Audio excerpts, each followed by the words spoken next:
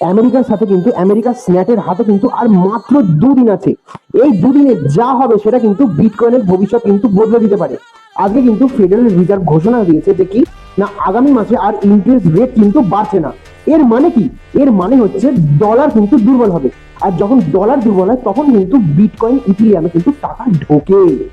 Historically কিন্তু এটা ক্রিপ্টোর জন্য একটা দারুণ বুলিশ সিগন্যাল। ভাই তাহলে তো সব ঠিকঠাক হয়ে গেল, তাই না? কিন্তু না, এখানেই না। কারণ একই দিনে কিন্তু স্ন্যাপে কিন্তু শিডিউল দেখা গেছে যেটা কিন্তু ক্রিপ্টো ক্ল্যারিটি অ্যাক্টের কোনো নামই নেই সেখানে। এই বিলটা কি?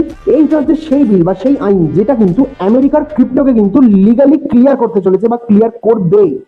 আর স্ন্যাপ কিন্তু গ্রীষ্মের ছুটিতে চলে যাবে আর মাত্র দুদিন পর, যেটা হচ্ছে 7 তারিখ। তাই বিলটা যদি পাস না হয় তাহলে কিন্তু মাসের পর মাস আরো আনসার্টেনিটি বাড়বে। আমার মতে কি বলে না, এখন কিন্তু বলতে পারি অনেকেই বলছে যে বুলিশ ফেড রেট বাড়ছে না, মার্কেট উঠবেই।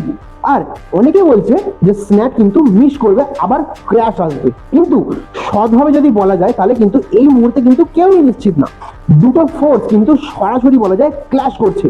একদিকে মানে কি বলবো, একদিকে বুলিশ আর একদিকে আনসার্টেন, এই দুটো কিন্তু সরাসরি ক্ল্যাশ করছে।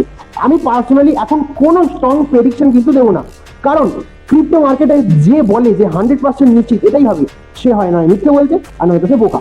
কারণ স্মার্ট মুভ হলো আমার মতে ওয়াচ করো, পজিশন ছোট রাখো, আর আগামী 48 ঘন্টার আপডেটের জন্য রেডি থাকো। চ্যানেলটাকে ফলো করো এবং 48 ঘন্টায় কি হচ্ছে না হচ্ছে সেটা আমি এই চ্যানেলের থ্রুতে তোমাদের জানানোর চেষ্টা করবো। দেখা হচ্ছে পরের ভিডিওতে।